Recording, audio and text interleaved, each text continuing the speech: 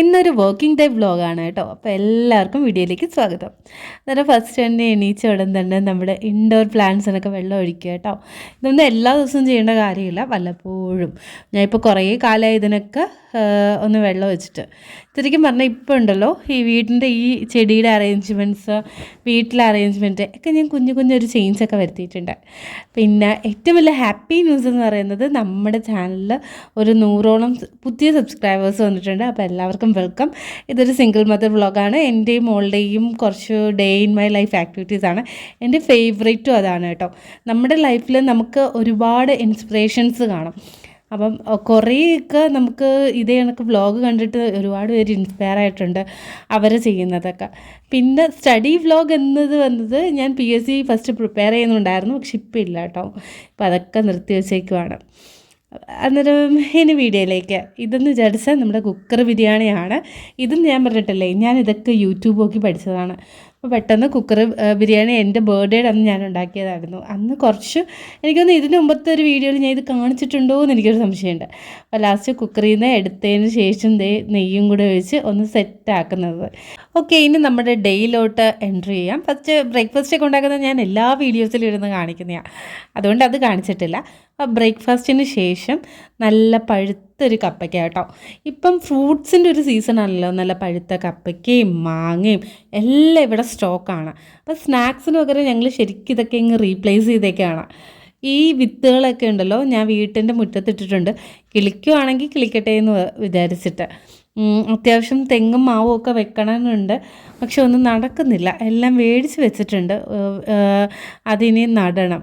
അന്നേരം ഞാൻ കുരുവൊക്കെ കളഞ്ഞ്, ഇത് അത്യാവശ്യം ഭയങ്കരമായിട്ട് പഴുത്ത കപ്പയ്ക്കാണ് കേട്ടോ. അപ്പോഴത്തേക്കും നമുക്ക് ഈ തൊലി ചെത്തുവാണെങ്കിൽ ഇങ്ങനെ ചള്ളിപ്പോത്തില്ലേ, ഇങ്ങനെ അമുങ്ങി പോത്തില്ലേ. അന്നേരം നമ്മൾ ജസ്റ്റ് ഒന്ന് ഇത് നന്നായിട്ടൊന്ന് കഴുകിയതിന് ശേഷം ഇതേപോലെ രണ്ടായിട്ട് കട്ട് ചെയ്തിട്ട് ഈ സ്പൂൺ വെച്ചിട്ട് ഇങ്ങനെ ചുരണ്ടി നമുക്ക് കഴിക്കാൻ പറ്റും. അന്നേരം അതായിരുന്നു ബ്രേക്ക്ഫാസ്റ്റിന് ശേഷമുള്ള എൻ്റെ ഒരു പരിപാടി. ഇങ്ങനെ ഫ്രൂട്ട്സൊക്കെ ഇങ്ങനെ ഇരുന്ന് റിലാക്സ് ചെയ്ത് രാവിലെ കഴിക്കാൻ ഒരു സുഖമാണ്. പക്ഷെ രാവിലെ ഉണ്ടല്ലോ എനിക്ക് തോന്നുന്നത് നമ്മളൊരു മിനിമം ഒരു 50% ഓഫ് ടൈം എന്ന് വിചാരിച്ചാൽ ഈ കുക്കിങ്ങിലും ക്ലീനിങ്ങിലും ആയിരിക്കും മിക്ക വീട്ടമ്മമാർക്കും പോകുന്നത്. ശരിക്കും അത് സ്മാർട്ടായിട്ട് നമ്മൾ ഡീൽ ചെയ്യുകയാണെങ്കിൽ അത്ര സമയം പോകത്തില്ല എന്ന് പറയും. അപ്പോൾ സ്മാർട്ട് ഡീലിംഗ് എന്ന് പറയുമ്പോൾ എന്താണെന്ന് വിചാരിച്ചാൽ കൂടുതൽ എക്യുപ്മെൻറ്റ്സ് ഒക്കെ യൂസ് ചെയ്യുക കേട്ടോ. മിക്കവാറും ഞാനിവിടെ ഒരു റോബോട്ടിനെ വരുത്തേണ്ടി വരും. 2 പേരാണെങ്കിലും എനിക്ക് തോന്നുന്നത് എൻ്റെ പകുതി സമയം ഈ അടുക്കളയിൽ തന്നെയാണ്. അന്നേരം ഇന്ന് നല്ല ചൂരമീൻ കിട്ടിയിട്ടുണ്ട്. പക്ഷേ ചൂരമീൻ വറുക്കാൻ വേണ്ടി ഞാൻ ഇത് വെട്ടി വന്നപ്പോൾ എനിക്ക് തോന്നിയത് ഇത് ഒട്ടും തന്നെ ഫ്രഷ് അല്ല കേട്ടോ. അപ്പോൾ ചൂരമീൻ്റെ കൂടെ ഇനി അടുത്തത് എൻ്റെ ഒരു സ്റ്റൈലിലുള്ള മാങ്ങാ പുളിശ്ശേരിയാണ് എൻ്റെ ഫേവറേറ്റ്. എൻ്റെ സത്യത്തിൻ്റെ ഫേവറേറ്റ് ഐറ്റമാണ്. അത് ഉണ്ടാക്കുന്നത് എങ്ങനെയാണെന്ന് ഞാൻ പറഞ്ഞുതരാം കേട്ടോ. ഇതൊരു കൊല്ലം സ്റ്റൈലാണ്. ഇനി കൊല്ലത്ത് എല്ലാവരും ഇങ്ങനെ ഉണ്ടാക്കുമെന്ന് എനിക്കറിയത്തില്ല, ഞാനിങ്ങനെയാണ് ഉണ്ടാക്കുന്നത്. ആദ്യം നമ്മൾ ജസ്റ്റ് ഒന്ന് കടുക് വറുക്കുക. അതിനുശേഷം കട്ട് ചെയ്ത് വെച്ചേക്കുന്ന നമ്മുടെ പച്ച മാങ്ങയില്ലേ, എനിക്ക് തോന്നുന്നത് തൃശ്ശൂർക്കൊക്കെ പഴുത്ത മാങ്ങയായിരുന്നത്, ഞാൻ ഇവിടെ പച്ച മാങ്ങ കേട്ടോ യൂസ് ചെയ്യുന്നത്. പച്ചമാങ്ങ കട്ട് ചെയ്ത് ആ കടുവറുത്തതിനകത്ത് ഇട്ടിട്ട് കുറച്ച് വെള്ളവും മഞ്ഞളും ഉപ്പും കൂടെ ഇട്ടിട്ട് അത് തിളപ്പിച്ച് മാങ്ങ നന്നായിട്ട് വേവിക്കുക. ചില മാങ്ങകൾ പെട്ടെന്ന് വേവുന്ന മാങ്ങയാണെങ്കിൽ നമുക്കറിയാമല്ലോ, ആ ടൈം അനുസരിച്ച് നിൽക്കുക. പിന്നെ നമ്മൾ അരപ്പെന്ന് വിചാരിച്ചാൽ തേങ്ങ ഇടുക. തേങ്ങയും വെളുത്തുള്ളിയും പിന്നെ ജീരകവും മുളകും ഇവിടെ മിക്സിക്കകത്ത് നന്നായിട്ട് അരച്ചെടുക്കുക. മിക്സിക്കകത്ത് അരയ്ക്കുന്നത് ഞാൻ കാണിച്ചിട്ടില്ല കേട്ടോ. ഇത് അരപ്പ് അരച്ചതിന് ശേഷം തൈര് ഞാൻ മിൽമയുടെ തൈരാണ് യൂസ് ചെയ്യുന്നത്. ശരിക്കും എൻ്റെ അമ്മയൊക്കെ പറയും മിൽമയുടെ തൈര് നമുക്ക് പിന്നെ ഒന്ന് ഉറയ്ക്കാനല്ലേ, നമ്മുടെ സാധാരണ പാല് ഉപയോഗിച്ച് ഉറയ്ക്കാൻ നേരം കിട്ടത്തില്ല. അത് ഞാൻ പക്ഷേ ഈ ഇടയായിട്ട് ഞാൻ മിൽമയുടെ തൈര് ഉപയോഗിച്ച് തന്നെ ഞാൻ ഒന്ന് ഉറച്ച് നോക്കി. നമ്മൾ സാധാരണ പാല് കാച്ചി അതിനകത്ത് ഉറ നല്ല കട്ട തൈരാട്ടോ കിട്ടിയത്, വലിയ പുളിയൊന്നുമില്ല. ഇത് മാങ്ങ ഒന്ന് വെന്ത് വന്ന് കഴിയുമ്പം നമ്മൾ ഈ തേങ്ങ അരച്ച് വെച്ചിരുന്ന തേങ്ങ അതിൻ്റെ കൂട്ടത്തിൽ മിക്സ് ചെയ്യുക. അപ്പോൾ അരമുറി തേങ്ങയൊന്നും വേണമെന്നില്ല കേട്ടോ, നമ്മുടെ കുറച്ച് എടുത്താൽ മതി. ഞാൻ പിന്നെ ലാവിഷായിട്ട് അങ്ങ് തേങ്ങ എടുക്കുന്നതേ ഉള്ളൂ, കാരണം ഞങ്ങൾ 2-3 ദിവസം ഈ മോരിയാസിയത് തന്നെയായിരിക്കും കൂട്ടുന്നത്. അത് മിക്സ് ചെയ്യുക. പിന്നെ മഞ്ഞൾ മിക്സ് ചെയ്യുക. മഞ്ഞൾ ഒന്നെങ്കിൽ നമ്മൾ മാങ്ങ നന്നായിട്ട് വേവിച്ച് എടുക്കുന്ന സമയത്ത് മഞ്ഞൾ മിക്സ് ചെയ്ത് വേവിച്ചാൽ മതി. അതല്ലെങ്കിൽ നമുക്കിങ്ങനെ അരപ്പിട്ടതിന് ശേഷം മഞ്ഞൾ യൂസ് ചെയ്യാം. ഞാൻ ഫസ്റ്റ് ഓപ്ഷനാട്ടോ പ്രിഫർ ചെയ്യുന്നത്. മാങ്ങയുടെ കൂടെ തന്നെ മഞ്ഞളിട്ട് വേവിച്ച് അപ്പോൾ കറിക്ക് ഗ്രാജ്വലി ഒരു നല്ലൊരു ഒരു മഞ്ഞ കളർ, പുളിശ്ശേരി എന്ന് പറയുമ്പം മഞ്ഞ കളറിലാണല്ലോ ഇരിക്കുന്നത്. അന്നേരം അത് ഇനി അരപ്പിട്ടതിന് ശേഷം ആവശ്യത്തിന് വെള്ളം ഒഴിക്കുക. എത്രയാണോ വെള്ളം വേണ്ടത് അത്ര. എനിക്ക് ഇച്ചിരി കൂടുതൽ വേണം കേട്ടോ. അതിൻ്റെ ഇപ്പുറത്ത് നമ്മുടെ മീനൊക്കെ കിടന്നിങ്ങനെ മുരിയുന്നുണ്ട്. ഞാൻ നോൺ സ്റ്റിക്ക് വെക്കുന്നതുകൊണ്ട് വളരെ കുറച്ച് എണ്ണയിലിട്ട് ജസ്റ്റ് ഒന്ന് സെറ്റ് ചെയ്യും. പക്ഷേ വലിയ മീൻ ചെറിയൊരു ഉരുള കഷ്ണമായതുകൊണ്ട് എല്ലാ സൈഡും കൂടെ മുരിയാനൊരു പാടുണ്ട്. അപ്പോൾ ഞാൻ ഇതിൻ്റെ ഇടയ്ക്ക് വെച്ചൊന്ന് സെറ്റ് ചെയ്യും. പിന്നെ ഇതിൻ്റെ ഇടയ്ക്ക് വെച്ച് ഞാൻ ചോറ് കുക്കറിൽ വേവിച്ച് ഇറക്കി ആ ഒരു ഇതിനകത്തോട്ട് വെച്ചേക്കുവാണ്. അന്നേരം ഇന്ന് വീട്ടിൽ ഇൻ്റർലോക്കിൻ്റെ പണിക്കും മറ്റേ മതിലിൻ്റെ ഷെഡിൻ്റെയൊക്കെ പണിക്ക് ആളുണ്ടായിരുന്നു. അപ്പോൾ അവർക്ക് ഒരു 10-11 മണിയാകുമ്പോൾ കട്ടൻ ചായ എടുക്കും. അപ്പോൾ കട്ടൻ ചായ ഇപ്പുറത്തോട്ട് വെച്ചിട്ടുണ്ട് കേട്ടോ. എന്ന് വെച്ചാൽ അച്ഛൻ പെട്ടെന്ന് വന്നിട്ട് പറഞ്ഞ് രണ്ടുപേർക്കും കൂടെ കട്ടൻ ചായ എടുക്കാൻ വേണ്ടി. അപ്പോൾ അത് ഇപ്പുറത്തെ അടുപ്പത്തിലോട്ട് വെച്ചിട്ട് നമ്മുടെ തൈര് മിക്സിക്കകത്ത് നന്നായിട്ട് അടിച്ച് ഇച്ചിരി ഒരു വെള്ളമൊക്കെ ചേർത്ത് നന്നായിട്ട് അടിച്ചിട്ട് ആ മോര് ആച്ചിലൂടെ മിക്സ് ചെയ്യുക. ഇനി അതിൻ്റെ കൂടെ കുറച്ച് വെള്ളവും കൂടെ യൂസ് ചെയ്തിട്ട് ഒന്നുകൂടെ ഒന്ന് മിക്സ് ചെയ്യുക.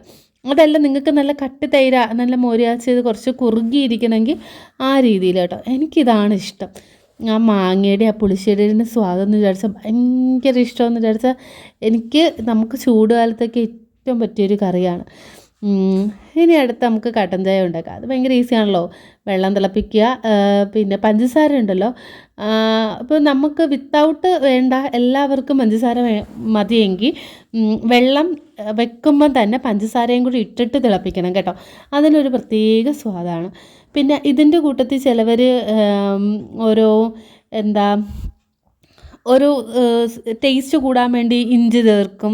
ഇഞ്ചി ചായ ഉണ്ടല്ലോ, അതൊക്കെ ഞാൻ ഉണ്ടാക്കി കഴിക്കും. ഇതിപ്പം സാധാരണ പണിക്കാർക്ക് കൊടുക്കുന്നതുകൊണ്ട് ജസ്റ്റ് നമ്മൾ സാധാരണ ഉണ്ടാക്കുന്ന കണക്കാണ് ഉണ്ടാക്കിയത്. അല്ലെങ്കിൽ നമുക്ക് ഇഞ്ചി ഫ്ലേവറായിട്ട് ചേർക്കാം, തുളസി ഫ്ലേവറായിട്ട് ചേർക്കാം. പിന്നെ ഈ ഏലക്കയാണ് മെയിനായിട്ട്. ആ ഒരു കട്ടൻ ചായക്കകത്ത് ഏലക്കയൊക്കെ ചേർക്കുമ്പോൾ അതിൻ്റെ ഒരു പ്രത്യേക ഫ്ലേവറാണ്. പിന്നെ ഓരോരുത്തർക്കും ഒരു ടേസ്റ്റാണ് കേട്ടോ.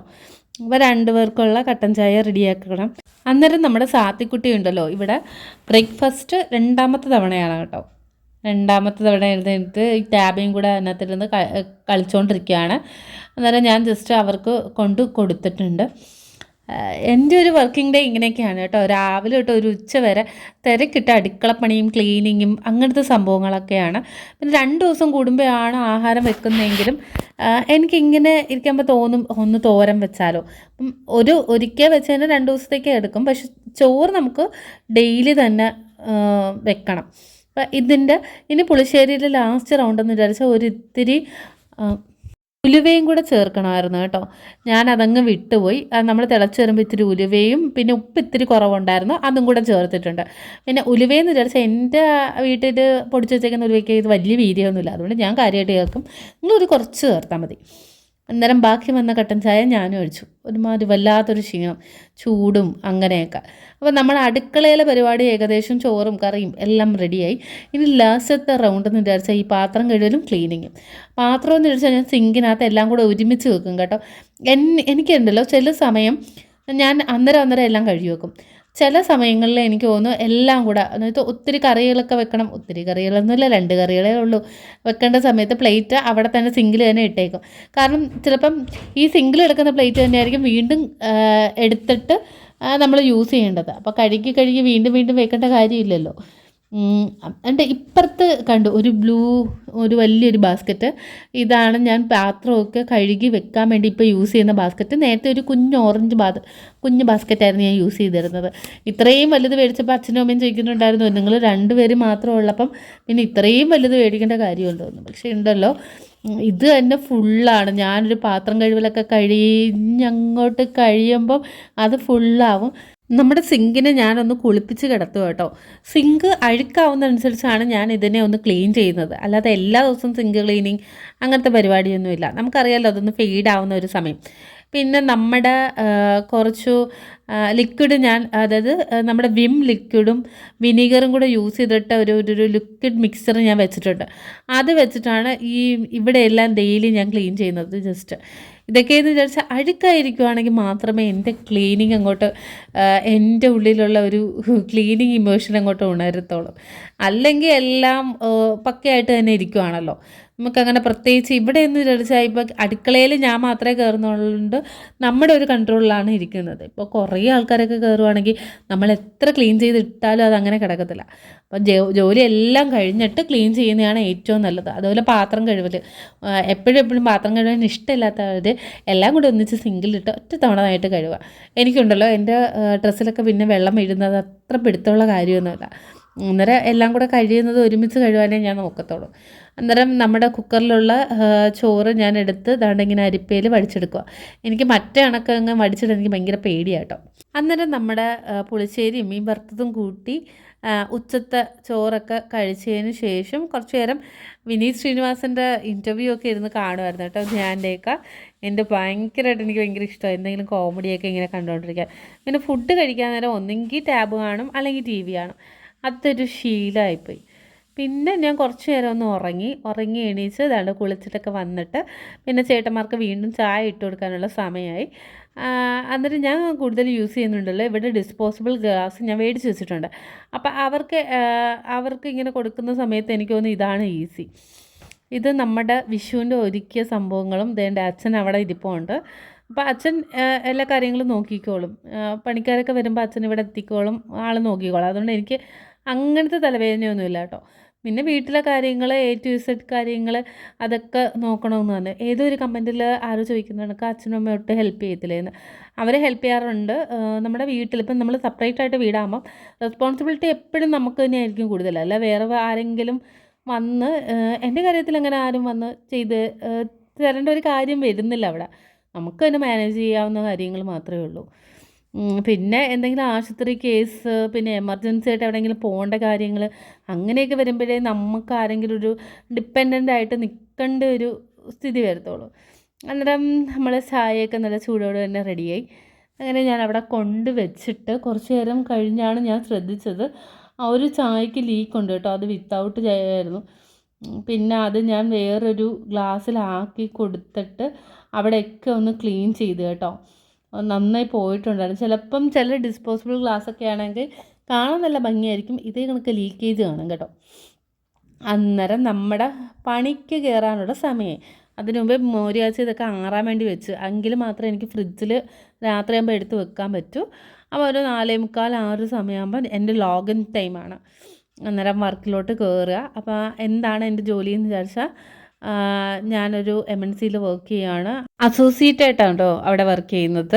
ഇപ്പം ഞാൻ വർക്ക് ഫ്രം ഹോം എടുത്തേക്കാണ്. സാത്തിക്കുട്ടിയുടെ കാര്യം കൂടെ നോക്കണമല്ലോ.